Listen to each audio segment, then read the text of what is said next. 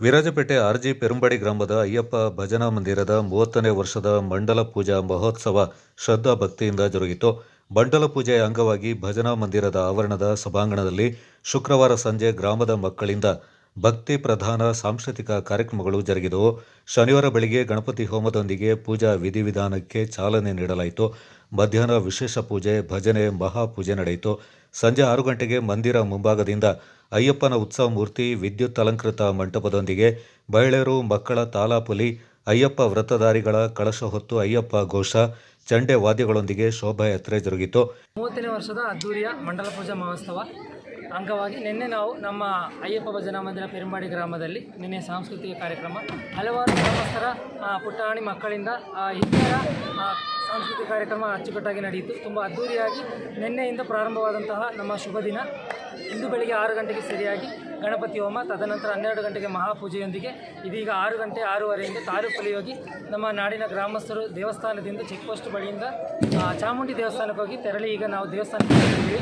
9 ಗಂಟೆಗೆ ಮಹಾಪೂಜೆಯೊಂದಿಗೆ ಅನ್ನದಾನವನ್ನು ಕೂಡಿ 30ನೇ ವರ್ಷದ ಅದ್ದೂರಿಯಾದಂಥ ಈ ಒಂದು ಕಾರ್ಯಕ್ರಮವನ್ನು ಸರ್ವನಾಡಿನ ಗ್ರಾಮಸ್ಥರೊಂದಿಗೆ ಅಚ್ಚುಕಟ್ಟಾಗಿ ಶ್ರೀ ಅಯ್ಯಪ್ಪ ಭಜನಾ ಮಂದಿರ ಪೆರುಂಬಾಡಿ ಇದು ಮಂಡಲ ಪೂಜೆ ಉತ್ಸವ ಈ ವರ್ಷ 30ನೇ ವರ್ಷ ಕಳೀತು. ಇವಾಗ ಈ ರಾತ್ರಿ ಶುಭರಾತ್ರಿ ಕಳೆದ್ರೆ 30 ವರ್ಷ ಆಯಿತು ಈ ಮಂಡಲ ಪೂಜೆ ಅನ್ನು ಶುರು ಮಾಡಿ.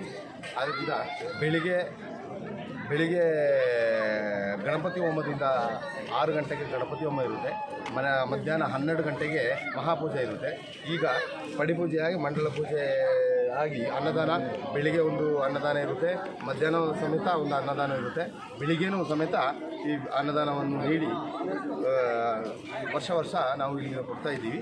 ಮತ್ತು ಎಂತ ಇವಾಗ ಎಲ್ಲ ನಮ್ಮ ಊರಿನ ಎಲ್ಲ ಜನರು ಆದರೂ, ನನ್ನ ಸ್ನೇಹಿತರಾದರೂ, ಇರೋ ಕಾರ್ಮಿಕ ಎಲ್ಲ ಜನರು ನಾವು ಏನು ಕೇಳಿದರು, ಏನೂ ಆಗಿ ಅವ್ರ ಹತ್ರ ಇದು ಕೊಡಿ, ಅಕ್ಕಿ ಕೊಡಿ, ಕಾಳು ಕೊಡಿ, ದುಡ್ಡು ಕೊಡಿ ಅಂದರೆ ಯಾವುದಕ್ಕೂ ನಮ್ಮ ಈ ಊರಿನ ಎಲ್ಲ ಜನರು ನಮಗೆ ಒಂದು ಸಪೋರ್ಟ್ ಮಾಡಿದ್ದಾರೆ.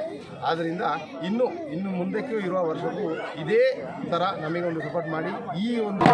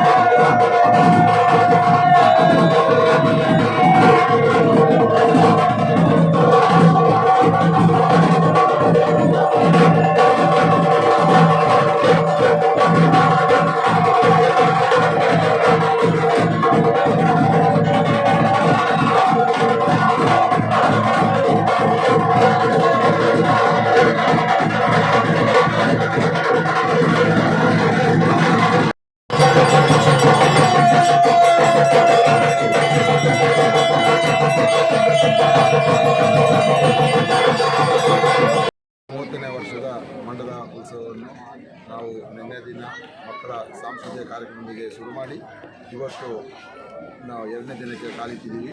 ಇವತ್ತು ಸಂಜೆ ಪಡಿಪೂಜೆ ನಂತರ ನಮ್ಮ ಎಲ್ಲ ಗ್ರಾಮಸ್ಥರು ಸೇರಿ ಹಾಗೂ ನಮ್ಮ ಪಕ್ಕದ ಊರವರು ಮತ್ತು ನಮ್ಮಿದೆಲ್ಲ ಸ್ನೇಹಿತರು ನಾವು ಒಗ್ಗೂಡಿ ಇವತ್ತು ಈ ಉತ್ಸವವನ್ನು ಮಾಡ್ತಾಯಿದ್ದೇವೆ.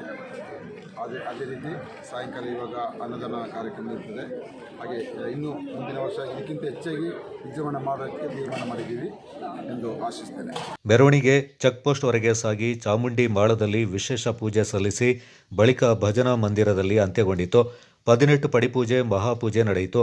ಮಂಡಲ ಪೂಜಾ ಮಹೋತ್ಸವ ಅಂಗವಾಗಿ ಮಧ್ಯಾಹ್ನ ಮತ್ತು ರಾತ್ರಿ ಅನ್ನಸಂತರ್ಪಣೆಯನ್ನು ಏರ್ಪಡಿಸಲಾಗಿತ್ತು. Kodagu channel news, Kishore Kumar Shetty.